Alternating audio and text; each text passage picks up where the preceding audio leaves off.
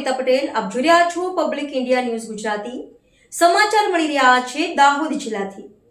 ફતેપુરા તાલુકામાં સરકારી અનાજનો જથ્થો સગેવગે કરવાનું કૌભાંડ કરનાર ઉપર કાર્યવાહી કરવા અને કૂપન રેશન કાર્ડ ધારકોને આપવામાં આવે તે બાબતે આદિવાસી જાગૃત યુવા ટીમ ફતેપુરા દ્વારા ફતેપુરા મામલતદારને લેખિતમાં રજૂઆત કરી. કાર્યવાહી ન કરવામાં આવે તો કચેરીનો ઘેરાવો કરી આંદોલન કરવાની ચીમકી ઉચ્ચારી. રાજ્ય સરકાર દ્વારા ગરીબોને રેશન કાર્ડ ઉપર આપવામાં આવતો સસ્તા અનાજનો જથ્થો અનેકવાર સગેવગે કરવાનું કૌભાંડ દિન પ્રતિદિન સામે આવી રહ્યું છે.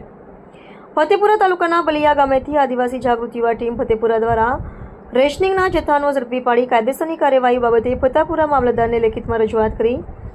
રાજ્ય સરકાર દ્વારા ગરીબી રેખા હેઠળ આવતા બીપીએલ અંત્યોદય યોજના હેઠળ ઘઉં, ચોખા, ખાંડ, તેલ, અનાજ સહિતનો જથ્થો રાહત દરે સસ્તા અનાજની દુકાનને મારફતે વિતરણ કરવામાં આવતા સસ્તા અનાજનો જથ્થો કેટલાક વચેટિયા મારફતે દુકાનદાર સગેવગે કરી કારોબાર કાળાબજારી કરી રાતોરાત લખપતિ થવા જેવા સક્રિય થયા છે.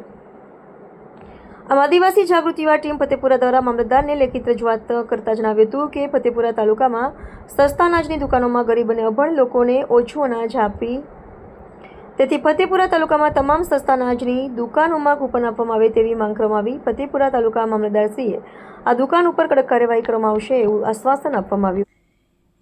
પબ્લિક ઇન્ડિયા ન્યૂઝ ગુજરાતીમાં સમાચાર જોવા માટે ચેનલને લાઇક કરો, શેર કરો, સબસ્ક્રાઇબ કરો અને બેલ આઇકન પ્રેસ કરો જેથી આપને નોટિફિકેશન્સ મળતી રહે.